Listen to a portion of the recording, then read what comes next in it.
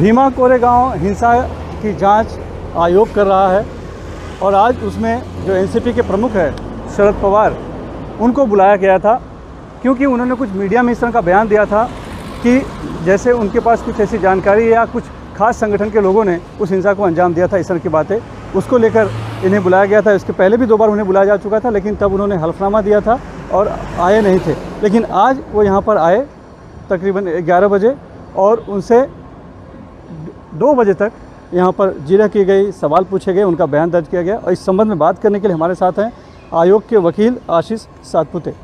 Sir, Sharad Pawar यहाँ पर आए थे, आपने उनसे कुछ सवाल किए जो ये इस तरह के थे कि अगर इस तरह की धरना प्रदर्शन या इस तरह के आयोजन में कहीं कुछ गड़बड़ी होती है तो किसको जिम्मेदार ठहराया जाना चाहिए, या कोई बयान देता है और उसका कुछ परिणाम गलत निकलता है तो उसके लिए कौन जिम्मेदार होगा? आप क्या पूछना चाह रहे थे और क्या जवाब मिला?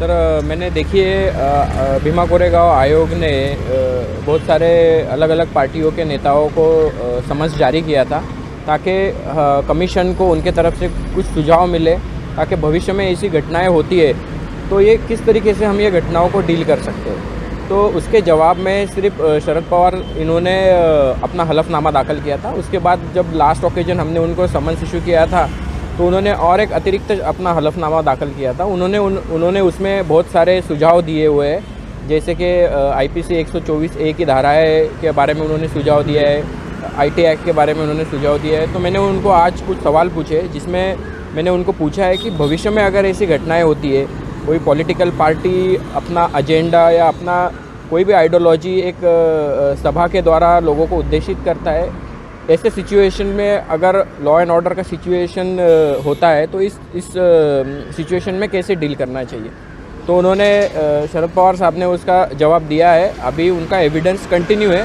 मैं आपको एग्जैक्टली उन्होंने क्या जवाब दिया आपको बोल नहीं सकता हूँ। ये मैं आपको 4:30 साढ़े 5 बजे जब उनका संपूर्ण एविडेंस, उनका पूरा एविडेंस ख़त्म हो जाएगा, मैं आपको सब जवाब उन्होंने जो आयोग के सामने दिए हैं मैं आपको विस्तृत में बताऊँगा। उन्होंने जो कहा, चूँकि मैं भी अंदर था, तो उन्होंने जो कहा कि कोई भी व्यक्ति अगर इस तरह का कोई बयान या नेता बयान जारी करता है तो उसे सोच समझकर बोलना चाहिए और अगर उसका कुछ परिणाम होता है तो उसकी जिम्मेदारी स्वयं उसकी बनती है। दूसरा एक सवाल ये था कि आपने सबसे पहले पूछा कि क्या वो कुछ कहना चाहते हैं, तो उन्होंने कहा कि नहीं, मैं सिर्फ अपने हलफनामे तक ही सीमित रहना चाहता हूँ। लेकिन सवाल जो दूसरे पक्षवादी हैं, खास करके मिलिंद एकबोटे के जो वकील हैं, उन्होंने, नितिन प्रधान ने भी कुछ सवाल किए।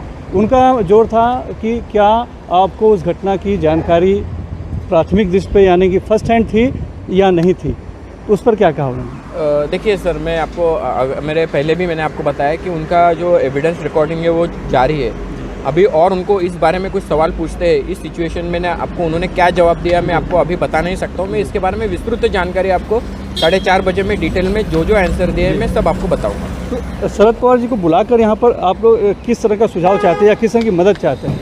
देखिए, जैसा उनको हमने नोटिस इशू किया था हमने उसमें विस्तृत तरीके से लिखा था कि बेसिकली जो टर्म्स ऑफ रेफरेंस में कुछ टर्म्स ऑफ रेफरेंस ऐसे दिए हुए हैं जब ये आयोग गठित हुआ था कि भविष्य में अगर ऐसी घटनाएं होती है तो नॉर्मल पब्लिक का जो लाइफ है वो डिस्टर्ब हो जाता है, स्कूल कॉलेजेस डिस्टर्ब हो जाते हैं, एजिटेशन के कारण बहुत सारा लोगों को हॉस्पिटल एम्बुलेंस इनको काफ़ी सारी तकलीफ होती है। इस सिचुएशन में क्या करना चाहिए, ये पवार साहब एक सीनियर पॉलिटिशियंस है और उनके सुझाव निश्चित रूप से आयोग के लिए उपयोगी होंगे, इस हिसाब से हमने उनको बुलाया था।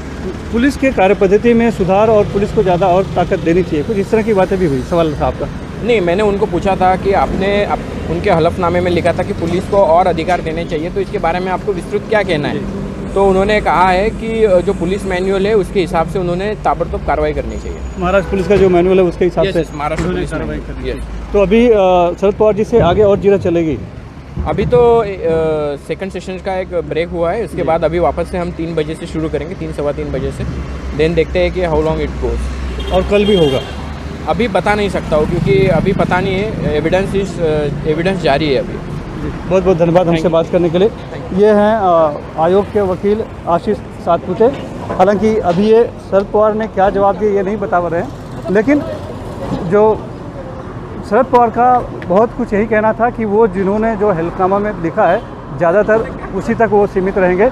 और जहाँ तक बात है कि क्या फ़र्स्ट हैंड उन्हें जानकारी थी, तो उन्हें फ़र्स्ट हैंड जानकारी उस बारे में नहीं थी। उन्हें मीडिया के जरिए जानकारी मिली। एक सवाल जो अहम था उनसे पूछा गया कि आपने इसकी जांच के लिए एक एसआईटी बनाने की भी बात मुख्यमंत्री को लिखी थी। तब उन्होंने कहा कि ये समझने की ज़रूरत है कि भीमा कोरेगांव हिंसा मामला और एल्गार परिषद दोनों अलग अलग बातें हैं। तो उनकी जो आपत्ति थी वो एल्गार परिषद की जिस तरह की पुलिस ने जांच की थी उसमें कहीं ना कहीं कुछ खामियां हैं और उसमें पुलिस की भूमिका की जांच होनी चाहिए, ऐसा उनका मंतव्य था। और उन्होंने साफ ये भी कहा कि एल्गार परिषद में क्योंकि जस्टिस पी.वी. सावंत को भी बुलाया गया था और मैं उन्हें जानता हूं और वो अगर सभा में हिस्सा भी जिस सभा में हिस्सा लेते हैं और वहाँ पर अगर कुछ इस तरह की, हालांकि वो हिस्सा नहीं ले पाए थे, उनकी तबीयत ख़राब थी, लेकिन वो जिस सभा में हिस्सा लेते हैं उस सभा में अगर कोई अपने जो भी भावनाएं हैं जो कि उनकी पीड़ा है कोई अगर व्यक्त करता है तो इसको देशद्रोह नहीं मानना चाहिए या इसे गलत नहीं मानना चाहिए, ये भी उन्होंने साफ शब्दों में कहा। यानी एल्गार परिषद की जो जाँच हो रही है उस जाँच पर उन्होंने सवाल उठाया।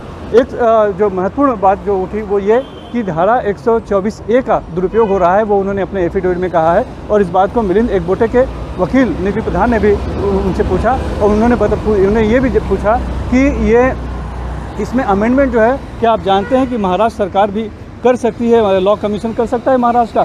तब पवार ने कहा कि इस मुद्दे को मैं राज्यसभा का सदस्य हूँ तो इस मुद्दे को मैं संसद में उठाऊँगा। जबकि कहीं न कहीं इशारा चाहते थे नितिन प्रधान का इशारा ये था कि जो हाल ही में जो सांसद है नवनीत राणा उनके खिलाफ इन्हीं की महाविकास आघाड़ी सरकार ने 124A का इस्तेमाल किया है, तो क्या उस पर आप क्या कहना चाहते हैं। लेकिन अदालत ने, माफ़ कीजिए, आयोग ने उन्हें रोक दिया इस तरह का सीधे से सवाल पूछने से। तो बहरहाल अभी भी जो पूछताछ है या हम कह सकते हैं कि बयान है वो शरद पवार का जारी है। अभी लंच का वक्त हुआ है, 3 बजे फिर से बैठेंगे वो, तब से फिर से उनसे पूछा जाएगा। और कोशिश ये है कि भीमा कोरेगांव जांच हिंसा जो हुई उसकी जांच के इस जरिए कुछ ऐसे नए सुधार लाए जाएं, पुलिसिंग में सुधार लाए जाएं या प्रदर्शन में सुधार लाए जाएं जिसके कि आगे चल के इस तरह की कानून व्यवस्था की स्थिति न पैदा हो और लोग अपना विरोध प्रदर्शन या अपने मन की बात जो है वो शांतिपूर्ण तरीके से कर सकें। मुंबई से कैमरामैन धनेश के साथ सुनील सिंह, NDTV इंडिया के लिए।